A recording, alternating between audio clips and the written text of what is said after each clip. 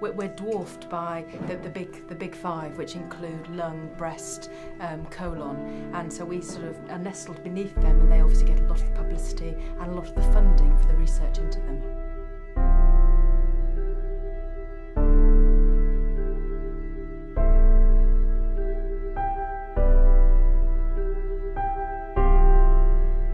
My name's Emma King and I'm a consultant head and neck surgeon. It's a cancer that affects the essentially the swallowing and the voice and the mouth of us. Yeah, it's put little bits there. I mean that doesn't show now, but that says beginner seven.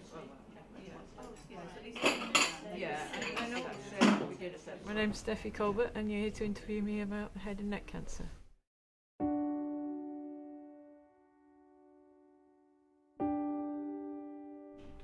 It was really frustrating. The whole process in those early days was very, very difficult. I think having to accept that I am a different person. When I was in a wheelchair, that was so difficult, not being able to get out, being tired all the time. I was someone who always had a lot of drive and a lot of energy. I haven't got as much as I had before, and I think I felt very diminished as a person, that I couldn't do as much as I used to do and couldn't achieve as much as I used to achieve. Mentally, the impact was huge as well. I'd worked for 20 years as a belly dance teacher and performer. I'm used to performing and being on show, and knowing that you're going to look very different, it was really, really hard to take that on board. I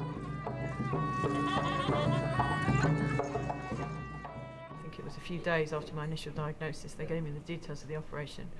It was really frightening actually. They've taken a big lump of my leg and they've put the leg bone and the flesh in my face, where they've taken out the damaged bone and the sinus and things.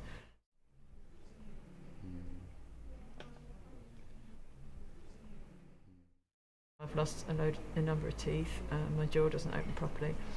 I knew there was going to be scarring. Actually what they described was worse than I've ended up with.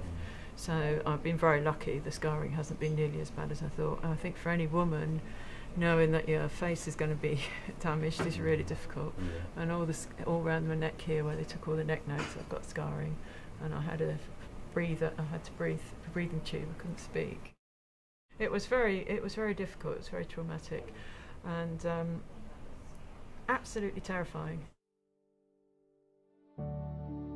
Macmillan were really helpful, but there's a group called HANDS, which stands for Head and Neck Cancer Dorset, and they meet once every couple of months, and I've met with them quite a few times. The old school thinking is that head and neck cancer can be caused by smoking and drinking.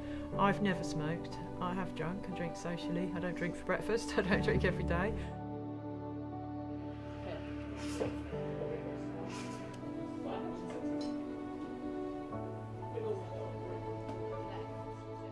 I still don't have the energy I used to have, but it was a real shock to change from someone who was out there doing loads of stuff to really, my world's become quite small. It is just running the shop at the moment.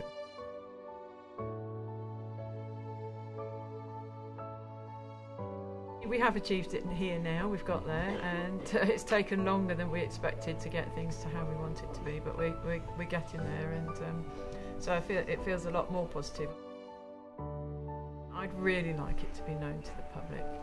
I feel that if I had known, it could have made such a difference. I could have been diagnosed loads sooner, and I don't want anyone else to be in my position.